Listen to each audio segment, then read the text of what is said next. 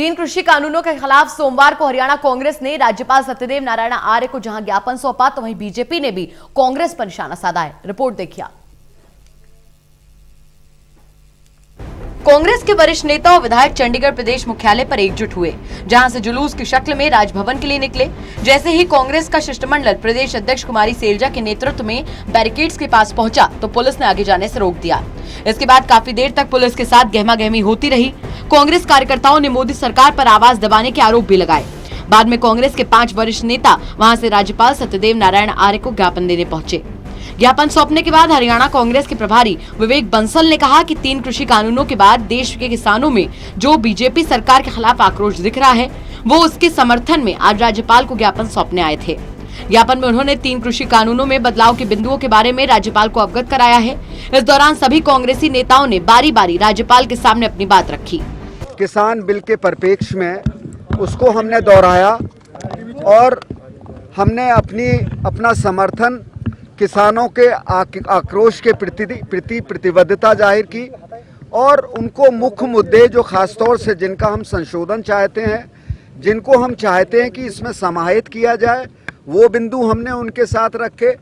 और सब नेताओं ने, चाहे वो हमारी प्रदेश अध्यक्षा हों कुमारी सैलजा जी, उन्होंने अपनी बात रखी। उन्होंने उनको जो रिजर्वेशन से पूर्व मुख्यमंत्री श्री भूपेंद्र सिंह हुड्डा जी ने अपनी बात रखी और हमारी पूर्व CLP लीडर और वर्तमान विधायक श्रीमती किरण चौधरी जी ने अपनी बात रखी और हमारे पूर्व विधायक और कैप्टन अजय यादव जी ने अपनी बात रखी और सचिव वीरेंद्र राठौर जी ने।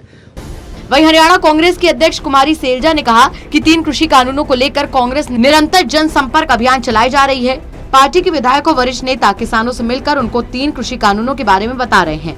कुमारी सैलजा ने कहा कि आगामी 2 अक्टूबर को कांग्रेस की तरफ से हरियाणा में जिला स्तर पर प्रदर्शन किया जाएगा, क्योंकि दोनों दिन महत्वपूर्ण है। वहीं बीजेपी की तरफ से कांग्रेस पर किसानों के कंधे का इस्तेमाल करने के आरोपों पर कुमारी सैलजा ने कहा कि बीजेपी ने उन्हें मौका ही क्यों दिया।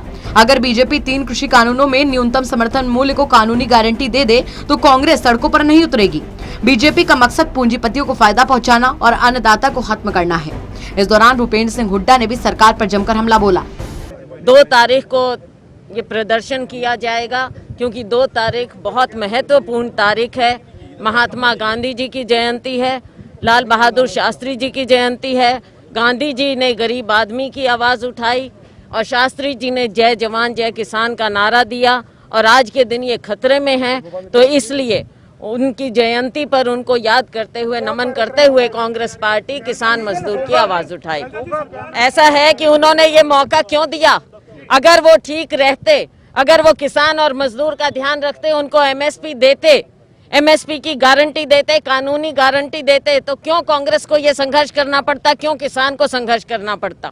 ये मौका इस सरकार ने दिया है, क्योंकि ये किसान विरोधी सरकार है, मजदूर विरोधी सरकार है, आड़तिया विरोधी सरकार है, और केवल चंद धनाढ्य घरानों का फायदा करने के लिए, न केवल मुनाफा लेकिन उनको मुनाफाखोरी के लिए प्रोत्साहित कर रही है ये सरकार, और हमारे अन्नदाता को उनके हाथों में बेच रही है।